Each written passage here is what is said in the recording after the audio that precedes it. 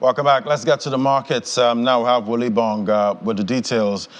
Great to have you, Will. I'm sure you saw those POS charges, at this point.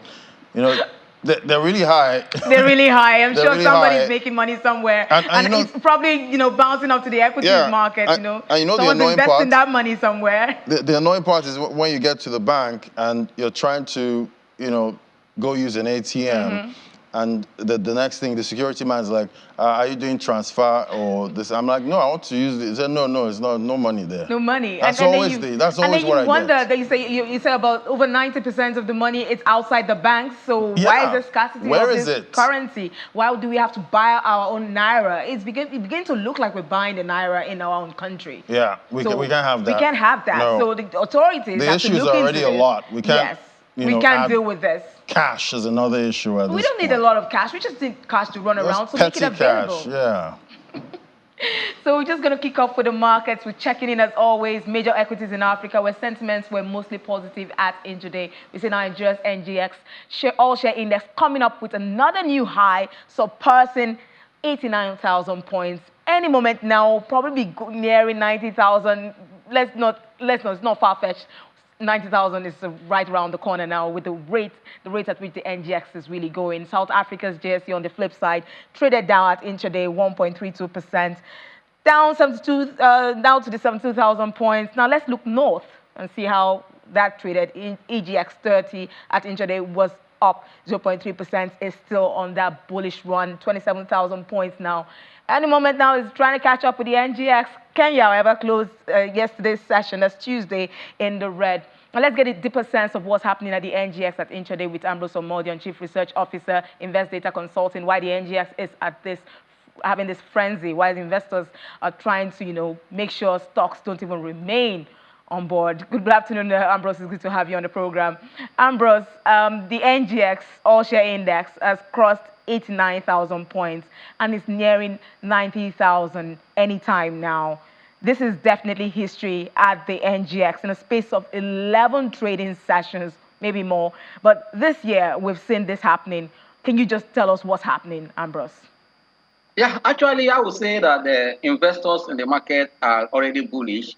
But one thing is very, very important that we saw the rally coming from 2023, where the market get about almost 45.9% to close the year. That trend, extended into 2024. And also, seeing that the inflation figure that was released recently, to the market shows that most of the other investment windows are still returning below, the inflation figure. That means their real return is in red. That also trigger more, buying interest, in equity. Knowing that the earnings season is around the corner, then you can make, above what inflation is doing in less than, 6 months or less than 6 weeks. That's also the attraction in the market, as to speak. But I will also advise that investors not be carried away with this uptrend or this orbit, because anywhere in the world, market will not remain in up direction. That means opportunity for those that are designing to take profit in the market now. As you just mentioned, market have crossed 90,000 mark today. For me, it's a good sign that market is still very strong. For investors, do not have to cash out their profit, either slowly or the percentage that you want to do. Because if you are trading your plan will tell you what to do at the right time. Because you have your buy range, your stop loss, and your profit target. Don't allow the market to carry you up and break you down. That means you are just following the bandwagon in the market. You must invest intelligently with strategy. For me, any season is going to create wealth for investors. But don't forget that the trend we are seeing across the globe is signaling that the market might likely change any moment from now. If you are seeing that the geopolitical tension around the world has also triggered some of the return of inflation in a mature economy, that will soon, in later distance, start reflecting in also emerging market. That means investors in our market now that anything around corner, know what to play at right time, because those blue chip companies, the price they are selling with the earnings that are coming to the market to support that price. Today, one of the companies that started kick off the market earnings season for Nigeria is Infinity Trust Mortgage Bank. The number came very impressive. But if you look at the earnings per share for the full year 2023, a 7 naira stock, giving you a full year earnings per share of 23 kobo. Fine. It gives you that they've done well from 14 kobo to 20 kobo. But will that support the 7 naira? This is what investors should be looking at. Because to expect more results between now and 31st of January, they will give us more insight what to do between February and end of 31st of March. For me, investors should trade with caution at this point. Yes, it's good that market is very upbeat at this time, but don't be carried away with that up market. We'll definitely, well, investors, I'm sure, will try not to be carried away and know when to take profit. But we're talking about the stocks that are actually driving this the movement right now. We know that the banking stocks did their thing about last week, but we're seeing conglomerates now bringing their A game. So what is happening with the conglomerates? Are you saying that all sectors are not pulling in their weight to drive the market up? Yeah, for me, like what you just said, the consumer goods or the manufacturing sector is surfacing with a uptrend now. For me, investors should think with caution in that regard because nothing has changed in terms of effort that put most of this company in loss position in their Q2 and their Q3, and we're still having that same FS problem. Unless we're telling that the stock has been undervalued as speak. But if there's no number for it to relate to where they are going, unless tomorrow we'll not see that inflation start coming down, Nigeria purchasing power change. But if the same sector you are producing what is on the shelf, I don't expect them to put a number that will be very fantastic. That's why I say you have to treat this market with caution. It's good that as you can see the life of even the Nigerian breed that I put indicator, all of them are in green, which is good. But for those that are in what we call industrial goods, the cement industry, the life of Boa, the life of Dangote and the Wapu, yes, we can see that yes, because we are entering a new year, the government also wants to drive infrastructure. But for those manufacturing setup, you have to treat with caution because cost of production is high because of what they import their raw material, exchange rate is high. For me, and also people consumption also start drinking already before now. That means if you are consuming, let's say, for say 2 tins of milk, now you are reduced to 1. That means most of them will remain on the shelf for these companies. For me, this number we are seeing will not support the price of this manufacturing company. So that you don't expect a good dividend to support the price, especially for that sector because their numbers are not looking up the way I know from their Q1, from their Q2 and Q3. I'm not sure overnight in Q4 because of first season to change their numbers. No, because we are seeing that they have been red for 2 quarters. For me, trade caution with all those counters. Okay, so earnings season is right around the corner. You said the Infinity Trust Merchant Mortgage Bank is already dropping its impressive results. What is your outlook for other expectations for other companies that were going to release their results? Yeah, for me, this financial company, it's a mortgage company. That means this is a signal that all those banking stock were expecting insurance company also they see a better number from there. But the price and their earnings determine what to come to investors. We have seen obvious from this one that no matter what they're going to pay, we'll support the price. But for those banks that have done well, insurance that are priced are relatively low, and also if their number come and beat expectation, those ones we can still further go up. But for now, trade this market with caution. That's what I would say for every investor in the market, both the traders, trade with caution, and also know when to take your profit because market will not send the day it's going to come the other way. That means as a trader, as you're trading your plan, you know when to take your profit. But if you fail to take your profit, market will take it back from you. Ambrose, you've just been throwing caution, caution, caution. So investors have to that's the watchword and very key word here. The market is like a bubble right now and can burst anytime soon, any moment from now. So investors really need to know when to take profit. Like you say, trade, know your plan. I mean, trade your plan, know your plan, trade your plan, that's it. And just make sure that you stick to it and make profits when you need to. So what do we see? Definitely the market is going to close in the green. So what do we expect? Do we see more stocks crossing to the 1 trillion naira market capitalization?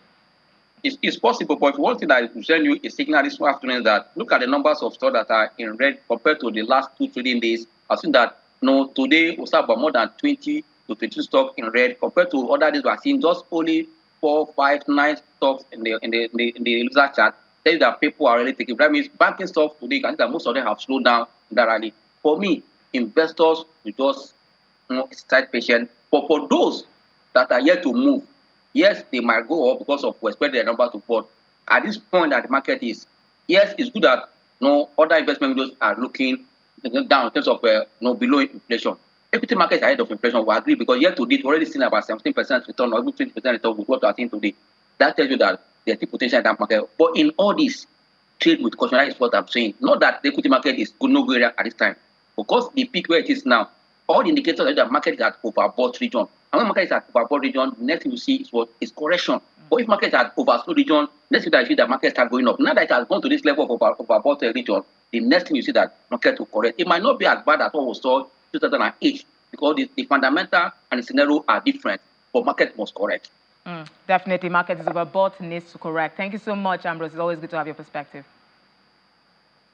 Thank So you. look at other markets, especially major equities in the Middle East, where they traded mostly negative at intraday. We see Abu Dhabi is down 0.22%. We see Dubai also trading down 0.2%. It seems that it's a bit of red for that region, but let's see which stock exchange gained in that region. See Saudi up 0.07%, the lone gainer in that region, and Qatari index is down 0.92% at intraday. Let's see in the US. We're seeing stock futures were lower in pre-market trading, extending losing session to kick off the holiday shortened trading week. Futures tied to the Dow Jones Industrial Average dropped 0.62%, S&P 500 0.37%, and Nasdaq 0.19%. Of each of them, we're seeing they were dropping. The steam from the fourth quarter earnings result is not able to hold, investors' interest for these markets, and then that's why we're seeing that drop in that segment. So we'll continue to probably see more dips for the U.S. markets, pending what decision the Fed takes, is either to hold rates or to hike rates. Investors are already, looking through results from major banks, including Goldman Sachs, Morgan Stanley, and the Bank of America. And we're seeing that some impressive results coming out there. But let's check out yesterday's close with our correspondent, Maria Bird.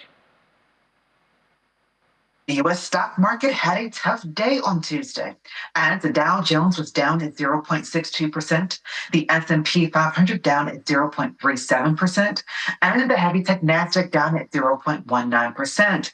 The Dow Jones took a major day hit as Boeing took a 7.9% fall. This is causing many investors to be concerned about the stock market for the next few days. This 4-day week may be one that's troubling for many, as it's also clear that many investors are watching to see how the retails will close on Wednesday. This could mean some upward swing for the economy, or it could be a long story for the U.S. stock market in the days and weeks ahead. Thanks, Maria. Now let's look at Asia's market. Let's see how they perform. I can tell you for now that it was red for that region. Japan's Nikkei 225 extended losses for a second straight day after touching 33-year highs on Monday, with the index slipping 0.4% to 35,477 points. Now, news coming out from there says China AMC Fund Management will reportedly and temporarily suspend the Nikkei 225 ETF fund trading on Wednesday due to high premiums. Now, South Korea's Kospi was also down 2.47% and to end at 2,435 points. It's the lowest since November the 14th, while the small cap Kosdaq dropped 2.25%. Hong Kong's Hang Seng Index plunged nearly 4% there, and this is the lowest level for the HSI in 11 weeks, while the mainland Chinese Shanghai Index, if you see that very quickly, also fell 2.09% after China's disappointing fourth quarter GDP report. Now, according to China's National Bureau of Statistics, the country's economy grew by 5.2% in the fourth quarter of last year, missing economists' expectations of a 5.3% growth forecast. Now, China is still contending with major challenges from deflation pressures and the property crisis as the year kicks off, and with investors overwhelmed so far by policies to keep economic momentum going. Now, in Australia, we see the S&P ASX 200 down 0.29%, falling for a fourth day. And now we also see the Shanghai Composite, as I mentioned, down to 2.09%. Now, see the markets really down for Asia. We hope that there's a rebound in tomorrow's trading session. But Ladi, I don't know if the other regions, other parts like Germany has got better news for us. Yeah, so we'll definitely be looking out for these markets, because at the end of the day, we're seeing the GXs. That's talking about the NGX and the EGX, the EGX in Egypt, doing really well. The first trading weeks of 2024. So it's looking quite good for them. Competition but let's for them. see, if Asia can, keep up. Especially with markets. Inflation, rising in the UK unexpectedly. Right. We see if other markets outside the country, outside this continent, are able to, keep up. Yeah, definitely watching out for reactions. Thank you so much, Will, giving us the details there from major markets be tracked.